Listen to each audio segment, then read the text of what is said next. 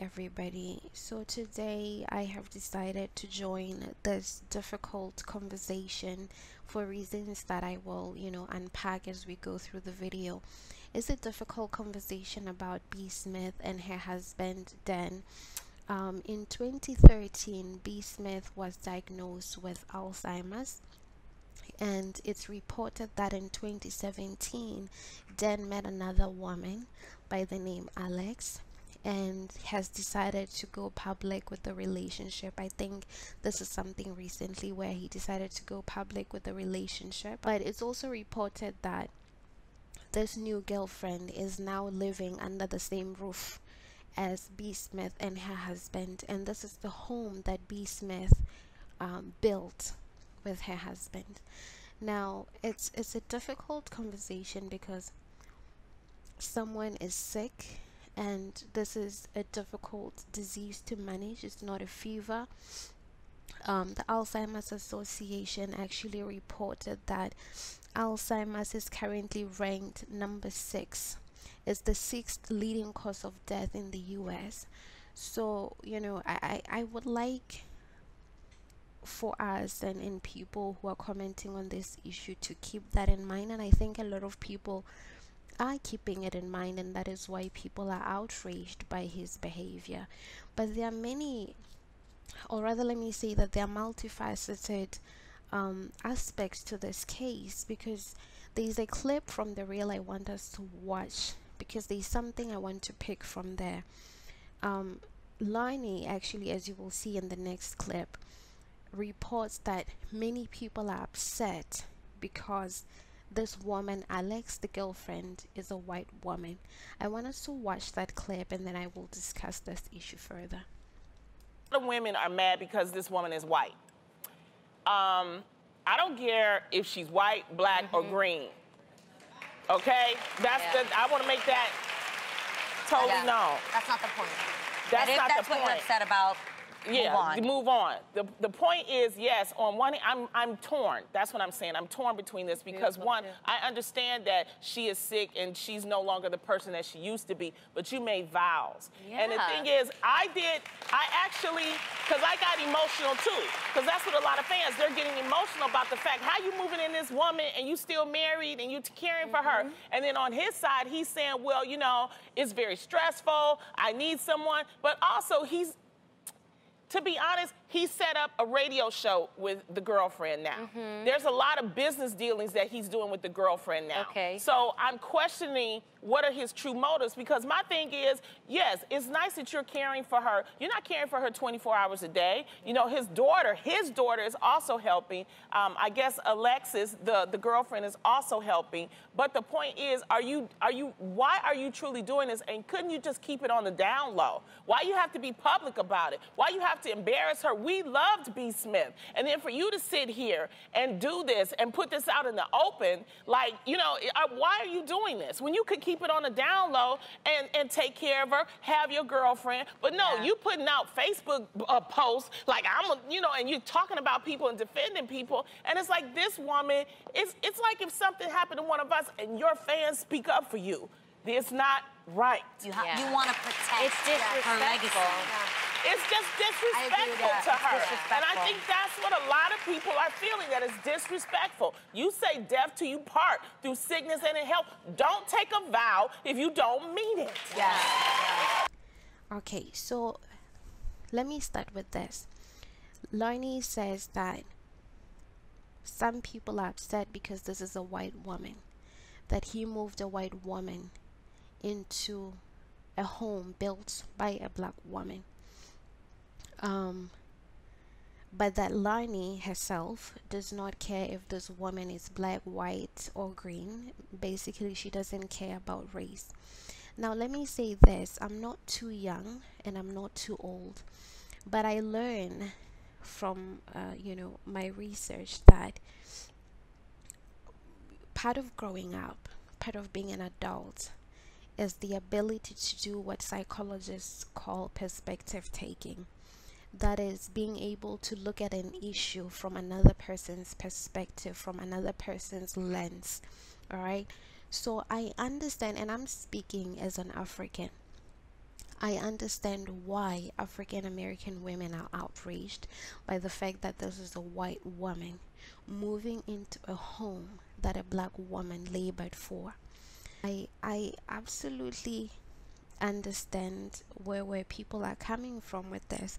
I want to say that I am with Lani. I don't think that the issue here is race, at least for me. Again, I'm speaking as an African woman. I, in my perspective, I think the issue that people have, and I think this is the underlying mechanism of the anger and the outrage, is this issue of privilege. And I will explain what I mean by that. I believe that race here, the fact that she's a white woman, this is a proxy measure for privileged, holding all else equal, a black person and a white person, for employment opportunity, for scholarship opportunity. They will pick the white woman all day, every day. As black people, wherever we go, we have to work twice as hard. We have to prove ourselves. Imagine the barriers that this woman had to break to build what she was able to build. Imagine now, if this white woman was to do the same thing, she wouldn't have to work as hard. And so privilege, I feel, is the underlying mechanism.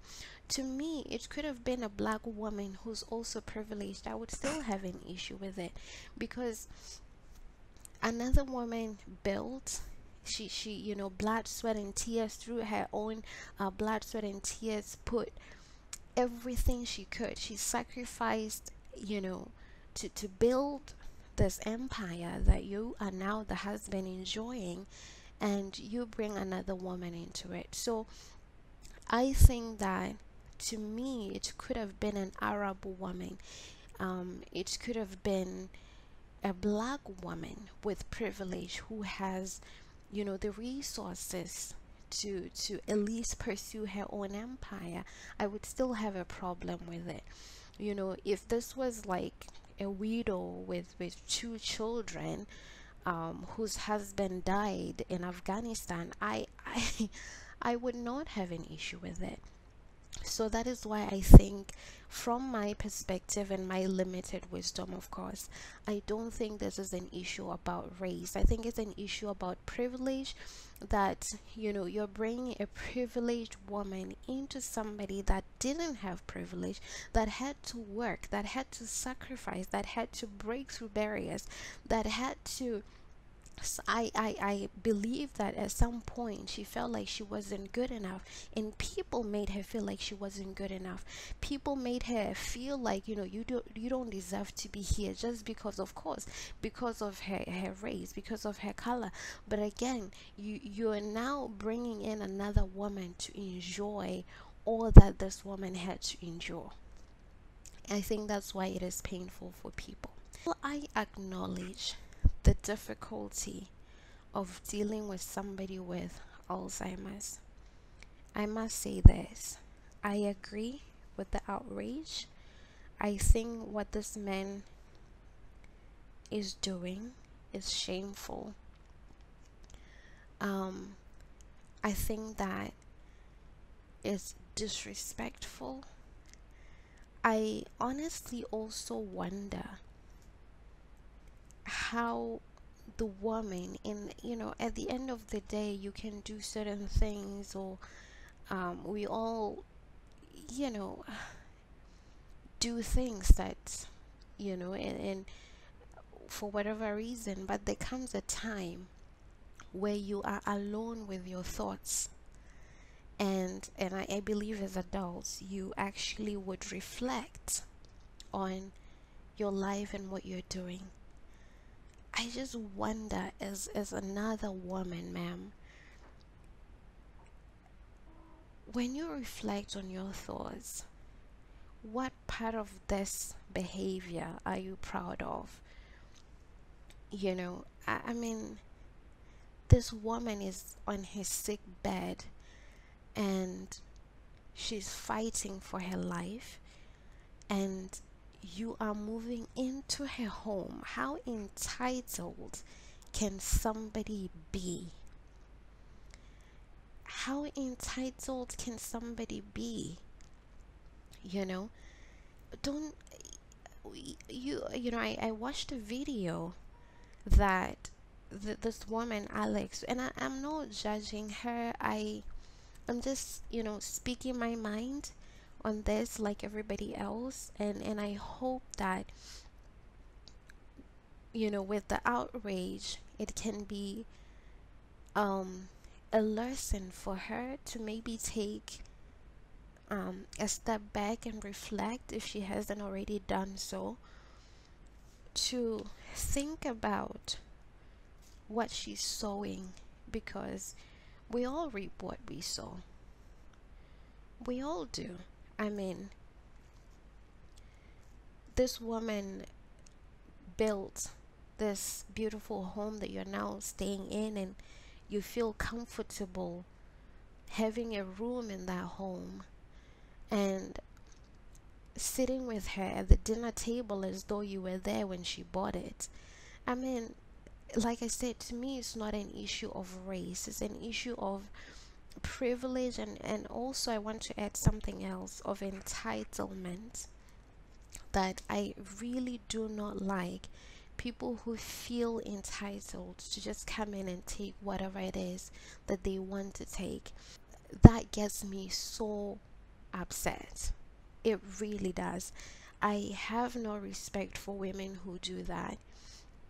It's just a whole level, another level of shameful. I think that the most dangerous woman you can ever deal with in this planet is a woman who has no shame, because I tell you what, she has nothing to lose. You don't want to ever go to war with a woman who has no shame. I can tell you that. This story breaks my heart because it goes to show that even if you work hard as a woman, when you are tired and when you are no longer fit, you know, you can't do what you used to do, that the same man that you've carried all these while can just quickly put you aside and replace you like that. And he will feel no remorse about it. He will not see anything wrong with it. I believe in the sanctity of marriage, but I don't believe death do you part means that because you made a commitment, if the person is not there, that you should sit there and watch your life shrivel up. And that's why I am where I am today. What I want to see happen is to have other men stand up to say that this is not okay. I would like to see this B.Smith's relatives stand up, and I want those relatives to be men, because I really think that it would help women who are even afraid of marriage to see that men can stand up for one another, or can stand up for women rather, that this behavior is not okay. I would like to see this woman move out of that house. I think it is shameful. I think that it is uncalled for. I think that it is the highest level of disrespect. But I want to end on a positive note. I hope that he will take heed of people's outrage, and I hope that, Mr. Dan, you will see reason and that you will repent of this. I hope that you will give this woman the best life, or you know, only God knows how long she has. I'm not wishing her death, not at all. I wish that she will live long and happy, but I hope that you make that happen for her. I hope that you will be part of that happiness that we all wish for her. And I hope that, even though, let me take a step back and say this, I understand that it is stressful. I understand that it is painful. Caregiver burden is something that, yes, we sometimes don't really take seriously, but it is real. Caregivers end up being depressed, they end up withdrawing from society. We don't want that for him. We want him to be happy, we want him to be his best self. But at the same time, I think that we need to call out negative behavior when we see it. And the truth of the matter is, moving another woman into your wife's home, that is the highest level of dishonor that you can do. And I am a Christian, and I believe in honoring your husband, and I believe in the husband loving the wife. Your wife is still alive, you have to love her. Is that how you love your wife? I will say we wish B.Smith well. We wish her recovery. We believe that there is nothing impossible with God. We want her to live the best life that she can live. We want her to enjoy her children. We want her to enjoy what she has built. And I just want to pray that she will experience all of these good things in days to come, and the rest of her life, for however long God has it. We wish her the very best. So with that, I will bring this video to a close. Sorry it got emotional at some point. It was a very difficult one to make, I must admit. But if you like the video or you like the content, please subscribe and press the notification bell below so that you don't miss any content from this channel. See you next time. Bye.